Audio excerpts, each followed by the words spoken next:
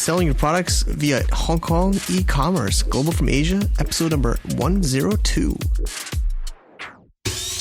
Welcome to the Global from Asia podcast, where the daunting process of running an international business from Hong Kong is broken down into straight-up, actionable advice. And now, your host, Michael Michelini.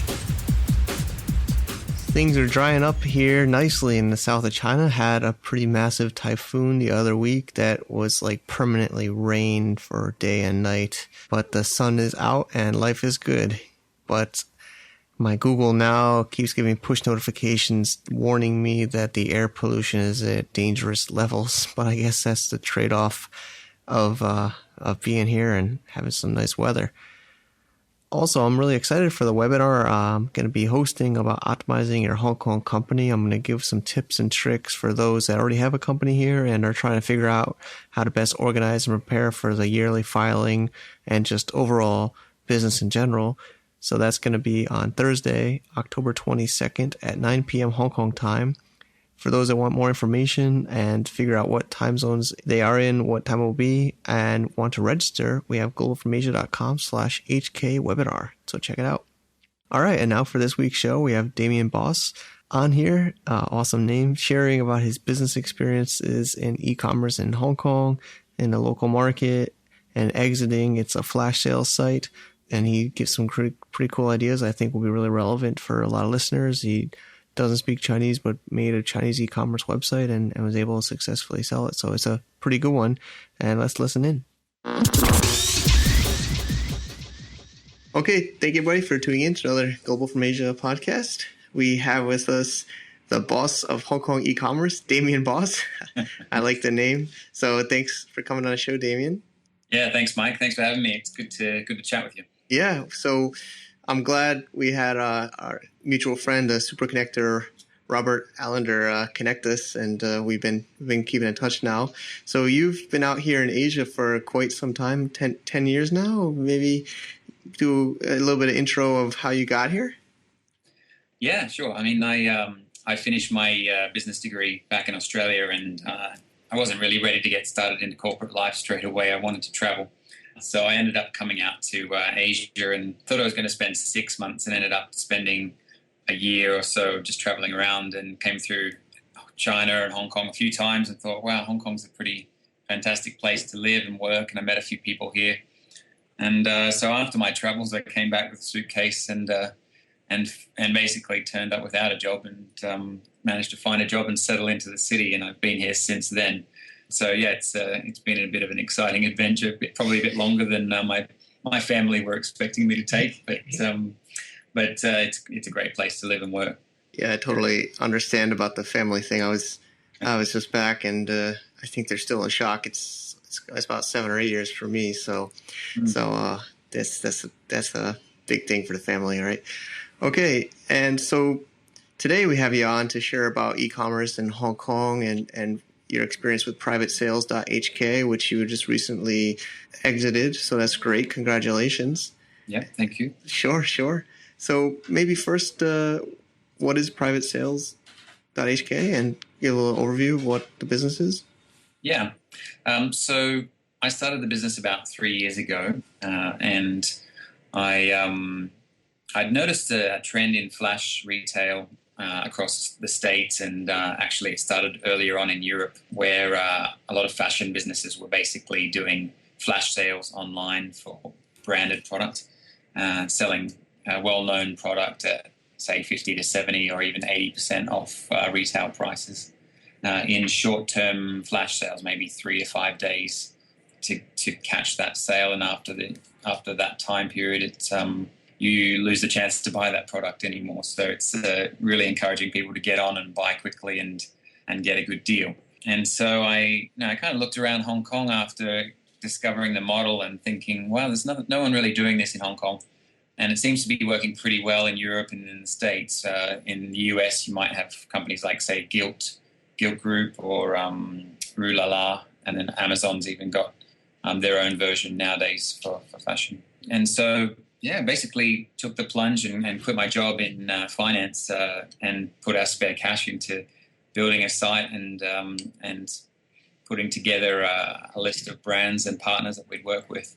And the concept was basically we'd go and talk to fashion brands here in Hong Kong, where most of the headquarters are based here, and ask them for their last season stock that they couldn't sell last year, and then sell it online on our site for 50 to 70% off, and we'd take a margin on that. And then at the end of a week's flash sale, we'd fulfill all those orders, and then we'd make a payment after fulfilling the orders to our supplier. So pretty interesting cash positive model in terms of sourcing and not having to hold a lot of stock and take risk, and really just about providing really great deals on fashion.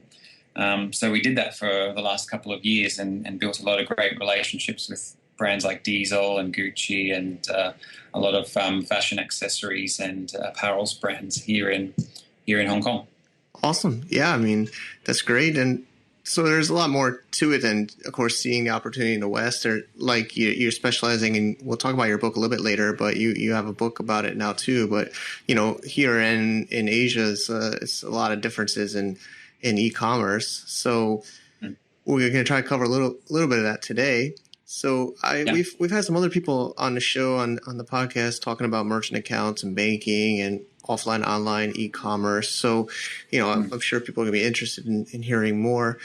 At least for me, Hong Kong is an interesting space because it's a pretty small area, and people still, at least from what I understand, like to still go downstairs to the shops because, it's a pretty concentrated area. So maybe you can give us a little bit of overview of how the e-commerce market in Hong Kong is nowadays. Yeah. Well, to take you back to when I first arrived here in 2005, 2006, there was really no e-commerce to speak of. There was no kind of iTunes store even to buy music, or big guys like Groupon or other retailers online. There was just really nothing to speak of. And I think over my period of time here in the last 7 or 8 years or more, it's really started to take off. I think people have realized the convenience of buying online. There's still a big portion of the public here in Hong Kong that prefer to probably go physically to a store and try something on, or try to go and bargain for a better price with the store owner or something like that. But I think the research that I've seen has all been really positive. I saw something fairly recently, actually it was about a year and a half ago already, that said 9 out of 10 people had bought something online before here in Hong Kong. And when you ask people, do they shop online, even if they say no, and if you probe a little bit and say, well, did you book a movie ticket online? Because you kind of have to do that here in Hong Kong to get a seat, or did you book your last travel tickets online? Most people will say, oh yeah, I did actually. So, and they use iTunes, and so we're getting more and more used to doing more and more things shopping wise online. So that landscape really has changed in the last few years from what I've seen. And in terms of our take up rate and conversion rates, they're quite similar to what I've seen in Australia or the numbers I've seen out of the States as well. So we didn't seem to have too much trouble in convincing people to come online and shop for fashion online, which I initially queried because, some of it's size sensitive. You have to fit with the product you're buying, and some people are very particular about the fabric or feeling the quality of the material or that sort of thing. But we did manage to move a reasonable amount of things like shoes, which you'd think, well, we have to try them on. But most people were willing to take the risk and buy them online. Cool.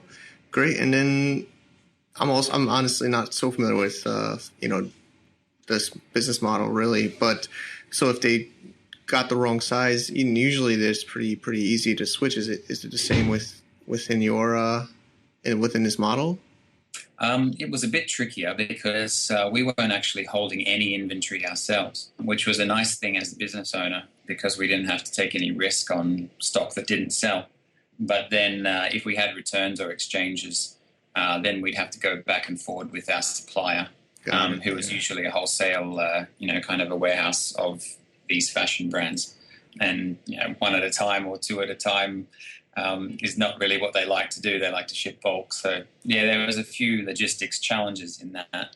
And a lot of lot of our peers around the region moved from our model of kind of just-in-time inventory management to saying, well, we have to go and invest in a warehouse eventually, and store the product for the brand in our warehouse, and then ship it out of there while we're doing the sale. So that would have been the next phase of our growth, is investing in more infrastructure like that. Got it. Yeah, so it does lead into my next point is everybody always is curious about logistics. You know, a lot of listeners that are still doing like Western e-commerce, you know, or buying in factories and selling overseas, but they're always curious about logistics in Hong Kong or in Asia. Do you maybe give us a little bit of an overview how that would work?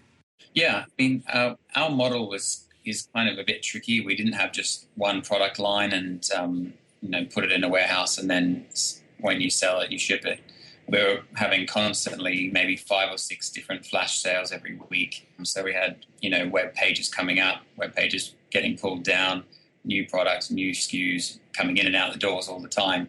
So that made it a little bit of a challenge to kind of coordinate. And we were trying to move towards a fulfillment service, like a pick and pack fulfillment service provider. But I think a lot of them are better geared up for I guess people who are shipping the same product week in, week out with a limited product line, rather than our kind of dynamic kind of mix of products where we have 5 or 6, like I said, 5 or 6 different set of SKUs every week coming in and out. So we handled the logistics internally ourselves. We had a small warehouse and we just kind of managed that ourselves. But we would have probably had to have gone, as we scaled up further, we would have had to have gone to a pick and pack fulfillment provider, which would have taken some management as well from our side because, like I mentioned, there's so many moving parts going on with our business model. Yeah, I can imagine it. I had some experience in e-commerce for a while, and I mean, I guess there's always a trade-off, but I hated having the inventory. I did some business bank loans and stuff, and paying for warehousing, and it there's always trade-offs in the different supply chains, right? So sure, yeah, but there are some great fulfillment companies and pick and pack companies that I've kind of met along the way here in Hong Kong. So like Easy Ship and Shipwire and Red Hair and Royale. There's kind of 4 pick and pack fulfillment companies that can store your products and do the pick and pack service for you for a couple of US dollars a parcel kind of thing. So awesome. That can be quite an easy way to not have to worry about any warehousing and logistics and just focus on being a digital business and focus on the marketing. Agreed. Yes. Focus on your core strengths is always a critical part. I agree. And then people are always probably wondering about languages. So you had like bilingual, the site is bilingual, English and then Cantonese, and then there's also potentially Mandarin, but how did you deal with languages? Yeah, so we started the business in English only because it was just basically me starting the company at the beginning, and then quickly realized after we did our research that we obviously knew that the majority of the population preferred Cantonese or preferred traditional Chinese here in the Hong Kong market. And a lot of our peers, like Groupon, for example, were selling more than 80% of their business through their Chinese website. So pretty quickly on, we translated the whole site into traditional Chinese, and we ran everything in dual language, which did increase the workload. Of course, we needed to have Chinese staff because my Chinese isn't very good, definitely not that good. And we had to invest in that. And not too long after, about a year after, we were doing about 70 to 80% of our business to Chinese versus English speakers. Awesome. So that was a profitable strategy. And obviously, you've got to know where your market is. It's a fairly limited English-speaking or expat market here in Hong Kong. The real market is the other 4 million or so active internet users who are preferring traditional Chinese, I guess. Yep, I got it. And just to kind of fill in those that are listening that might not know, traditional Chinese is Cantonese, or like the more in the south of China and Hong Kong, and they speak that. Whereas in mainland China, it's simplified Chinese or Mandarin, just to fill in people that might not follow that. So cool. So then you have a bilingual site and payment online. How is payment breakdown? So it's like 80% Chinese buyers and And then I know PayPal is pretty well spread inside of Hong Kong. Is that the primary way people pay? Yeah, we did our research on basically came down to either PayPal or Asia Pay in terms of providers. But it really the only choice for a new startup in our perspective was PayPal. So we applied for a PayPal account with their website Payments Pro hosted solution, I think it's called. Yeah. And they allowed us to then basically put the PayPal sandbox, they call it, into our web page. So we're not actually redirecting our customer away from our page to the PayPal page and then back to our page to make a transaction. The customer will stay on our website the whole time, which was quite important for me in terms of the user experience and providing, I guess, a luxury and professional feel for the website, giving them the confidence to check out. Yeah. And that was pretty easy. We got that account set up pretty quickly with PayPal after some paperwork. So we've been pretty happy with that so far. The only qualm I would have is that they don't take American Express on that service. So it's really Visa, MasterCard, or using a PayPal account to pay. And we found that actually very less than 1%, I guess, were using PayPal to pay. It was all through Visa or MasterCard. Okay, interesting. Yeah, thanks for sharing. And, I know a lot of people struggle with the currency, and I think a lot of foreigners still prefer U.S. dollar, but I think you probably were operating purely in Hong Kong dollars for this business. Yeah, we chose Hong Kong dollars because we did focus ourselves, and part of our brand, all of our branding and everything was Hong Kong focused as well, being a local Hong Kong company. So privatesales.hk, and everything was in Hong Kong dollars and free shipping within Hong Kong. And so we basically tried to focus that in on the customer here in Hong Kong, which did limit us a little bit. Like I mentioned, there's about 7 million or so people in Hong Kong, but active internet users, there might be only about 3.5 or 4 million. So yeah, we decided to sell in Hong Kong dollars only.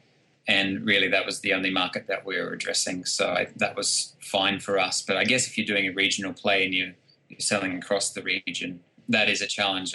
Do you offer multiple currencies? And then how many? Because it's quite a fragmented region. Exactly. Across Asia. Yeah. Or do you just stick with USD and hope people are confident enough to do their own conversion and understand how much it's going to cost them in their home currency? Yeah, totally. I mean, this is what makes it so complex here. And But coming back to the payment as well, I mean, it's quite common now for a lot of internet businesses in Asia to do cash on delivery, which, of course, you have to work out how that works in terms of confirming orders and then collecting that cash through your, say, courier company. That seems to be quite a popular way. I guess you could probably speak to that more in China as well, where people actually can get the product, try it on, and then see whether or not they're going to pay for it, I guess. They've totally, like localized, which I guess that's one of the advantages in Asia is because it's started a little bit after the West. They learned from some of the setbacks and like delivery men are like bankers or something too. Sometimes it's crazy. Yeah. So I think it's important to, understand how your customer wants to pay as well. I mean, we had customers writing into us saying, hey, I don't have a credit card. Can we do a local bank transfer to your account and confirm things? I mean, if that was a bit tricky for us because we often had limited stock of certain products. So the product might sell out online while we're processing a manual transaction for somebody else. So there were a few things like that were challenges, but if you're operating a fairly regular and predictable e-commerce business in terms of product selection, you might want to try to offer as many different payment ideas as possible, and then whittle that down to what works for your customers. Sure. Especially startups should to take money however they can get it, right? Yeah, I mean, obviously, sometimes it can be a pain to have to go on cash checks, or it can be, frustrating it can take a lot of work to operate multiple payment channels as well. So I guess you've got to really work out, is it worth your while? But, when you, like you say, when you're starting up, you've got to try what works and whatever works to get you paid, right? Definitely, exactly. get the money. Some people sometimes forget that, but that's, I think, we got to focus on, especially starting up. So cool. This next one is a huge question, which, could be a whole course, but customer acquisition, I mean, maybe just, so you have these, private sales HK, you have these flash sales happening each week, it seems. So you probably like email marketing or social media is like main way, or, give us some maybe highlights. Yeah, I mean, traditionally our model is really all about email marketing, building a database and kind of sending a daily email or at least a few times a week to the customer base, encouraging them to come back and telling them about what great products are on sale this week. But of course, you've got to acquire that database somehow as well. So, yeah, our strategy was mainly built around social media. Facebook here in Hong Kong was the best in terms of getting results, and then cost per click with Google and Yahoo pay-per-click, basically. So we had to work out our strategies of how to spend the least amount of money per click and get those customers to either, one, sign up to our database, or two, hopefully move through that process and actually go on to buy something. And so we had to watch that very carefully as to how we spent our money and what our cost per clicks were and what our customer acquisition costs ended up being, because that can become quite a competitive space, especially if you're competing with some of the bigger international guys like, say, Shopbop, who are trying to take the Asian markets as well in fashion from the US, or Net-a-Porter or ASOS or some of these big European online retailers. You actually end up competing for those same customers with the big guys. And if it's a battle of how much cash can you burn the quickest, those guys will probably win unless you're really well funded. Agreed. Yeah, we got to be. I think a lot of times people just hope they can have a marketing agency take care of this or something, but I really think that you as the business owner have to be on top of this for sure. Really at the crux of the business. I mean, at the end of the day, if you can't sell anything, you don't have a business. Mm-hmm. And the only way to you have to get people to visit your website. And one of the key ways is either you do it organically through social media and you have a great strategy, or you have to pay for those clicks somehow through Facebook advertising or Google or Yahoo or Baidu or wherever you're at. But I think one thing to keep in mind is that I didn't quite know when I started my e-commerce business was what kind of conversion rates are you expecting of the people who visit your site? So out of 100 people who visit your website, how many do you think will actually buy something and spend money on the site? And, I was probably a little naive when I started the business, but I thought maybe 4 or 5% of those people who come will end up buying something. We've got some great deals here. We're selling some good brands. Who wouldn't want to buy, this at 70% off? But the reality was actually, it was more like 1.5% to 2% maximum of the people who came actually converted into becoming a paying customer. So when you're doing your projections, you've got to take that into account. Basically look at, well, if it's going to cost me $10 for every click that comes through and it's converting 1 out of 100, that's a pretty expensive customer acquisition. Exactly. So yeah, I mean, learning PPC is definitely critical. It's a lot of numbers, but you got to just suck it up, and somebody in your team has to be really on top of that. Cool. Yeah. Well, yeah. I'm curious, and I'm not sure how much you can share, but the deal for the business. Do you want to share? It's been about a year now, so do you want to give us a little bit of background how the exit went, or? Actually, it's only been in the last month. Oh, so sorry, I'm wrong. Okay, it's quite recent, but I can't really share too much because of confidentiality. Yeah, but, it's I think it's always interesting to have the conversations around your businesses, your business partners. So it ended up actually being one of our suppliers who approached me and said, "Hey, we're looking to develop a retail outlet here." He's a wholesale business, and said, "Are you interested in partnering with us? Can I take a share in your business?" And actually, the conversations went further, and he ended up buying the business from me. Awesome. So I think it's always good to have conversations and be open with each of your partners and even your competitors as well. I mean, you don't want to give all of your strategy away to your competitors, but it's good to know them and to talk with them and build relationships. You never know where that's going to go as well. Yeah, I think that's good advice. And I guess I'm not sure how long it might took you to make the deal, but I think another thing is have time and not be in a hurry, because that'll go against you for sure. If that's because I know a lot of people sometimes are in a hurry. Maybe they're basically it won't be a good negotiation tactic if you're in a rush. So yeah, I think takes time for sure, and building relationships and knowing people in the industry. Very cool. Yeah. All right. I think you kind of covered it, but I always like to kind of say, and towards the end of the show, is like one tip, maybe somebody trying to crack the Hong Kong e-commerce market, to get started.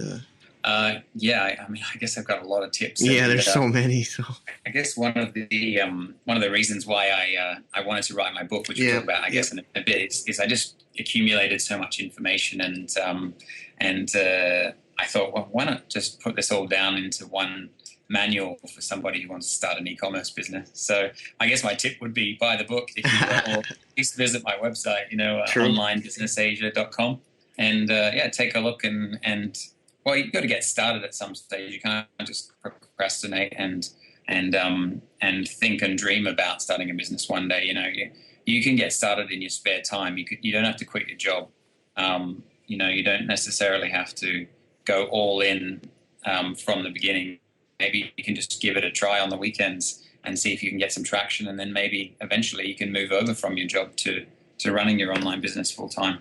Yeah, it's definitely good advice, because I think especially, there's a lot of people like reading and researching and learning, which is of course important, but maybe at least have a test site or something to experiment with, maybe a blog or anything just to play around with at least, and then can always grow it bigger as you go. But I like that tip too. I mean, even practically, it costs money to live, so you need some income coming in. It's handy to keep your job and keep the income for a little while as well. I mean, personally, I didn't pay myself a salary out of my business for over a year when I started. So, you need to be able to live on something as well, whether that's your savings or whether you're kind of doing some other work on the side. Agree. Cool. So yeah, let's dive into the book now. So yeah, it's awesome. You made it. It's Online Business in Asia is the name. How to sell online to the world's largest market. So do you want to give a little bit of a highlight of the book? I can introduce it a little bit. Basically, I wrote 3 major sections for the book. The first one is how to plan your business. And then the second one is how to start your business. And then thirdly, how to grow your business. So it's really a how-to book at the end of the day, written by me, an entrepreneur here in Asia who's done it before, has gone through the journey before. So it's not just theory, it's actual practical advice and what worked and what didn't work for me along the way. So yeah, I tried to cover through those 3 major sections, really everything from coming up with a business idea, analyzing the market, and then actually launching the business, how to set it up, where to set up an e-commerce business, what you need to know about taking payments and, writing your website copy and using WordPress or Shopify or whichever platform you choose to use. And then how to grow the business and market it and really make it thrive. Because it's quite cheap to set up an e-commerce business, especially if you use Shopify or something similar like that, a software as a service type of provider. But the reality is it does cost money and time to grow that business. And so I put a lot of the tools and a lot of the things that I've learned along the way into that section of the book, how to grow your business, how to grow your e-commerce business. And at the end, I threw in a lot of bonus stuff as well about, analyzing different online business models, what's working for different people, whether that's things like, I guess, the monthly subscription box, for example, where you subscribe to an e-commerce box of certain product, whether that's a wine subscription or fashion or, there's kind of subscription boxes for everything these days. But kind of how to, getting sticky customers and how to, sell on different things like marketplaces like eBay and Amazon or even Taobao. So I threw a lot of ideas in there as well and some analysis on what's working for other people here in Asia. So, yeah, if you're thinking about starting an online business in this part of the world, there's not a lot of information available. A lot of it's quite US-centric and focused on the US market. So I thought, why not put something together that's completely focused here on this region and what's working here in 2015 in Asia in e-commerce. So that's why I wrote the book and what we put together. Great. Yeah, I'm sure it's going to help a lot of people and save them a lot of headaches that you've been through. So thanks for that. And so then the best way probably is for people to find you after the show if they have, feedback, or of course the book is onlinebusinessasia.com, and the book is /ebook on onlinebusinessasia.com, right? Yeah, that's right. So if you head to the site onlinebusinessasia.com, you can get in touch with me there as well. There's some ways of getting in touch. And if you want to take a look at the ebook there, it's available on the website. You can buy it straight there on the site as well. Which you can get that in for your Kindle or for a PDF format or whichever kind of e-reader you have. Awesome. Thanks again, Damien, for coming on and sharing so openly. I always appreciate it, and I'm sure the listeners do too. So that's a wrap. Yeah, pleasure, Mike. Nice to chat with you.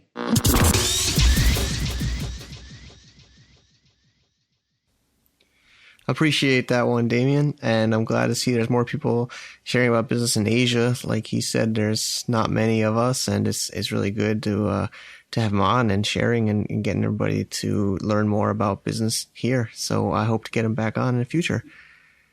I have a whole bunch of other podcast interviews already recorded, and I'm just kind of, again, trying to figure out which order to put them in. Some things like e-commerce fulfillment from Hong Kong internationally, startup scene between the West and the East, and some other cool ones. So if you have some ideas of which ones you want, let me know.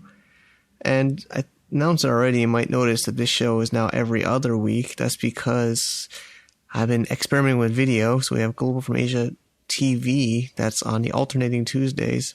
So if you want to check some of those out, there's 3 online now, and watch me as a talking head on a video. It's globalfromasia.com/TV, and I'm getting pretty good feedback, and people give me some good ideas, and we'll be improving it. Video is a lot harder for sure, and just got to keep pushing ourselves right and learning. And I'm always open to feedback. Shoot them over at my email, mike@globalfromasia.com, or social media and all that fun stuff. If you like the show, I'm going to beg again, please support me with an iTunes review. We podcasters, if you listen to other shows, are always begging for reviews, and we are told that supposedly it helps us get more rankings in iTunes, which would mean more listeners like you guys, and you guys are awesome. So if you can help out, that would be great. So talk soon in the next couple of weeks, and best of luck with your global businesses. Peace. To get more info about running an international business via Hong Kong, please visit our website at www.globalfromasia.com. That's www.globalfromasia.com. Also, be sure to subscribe to our iTunes feed. Thanks for tuning in.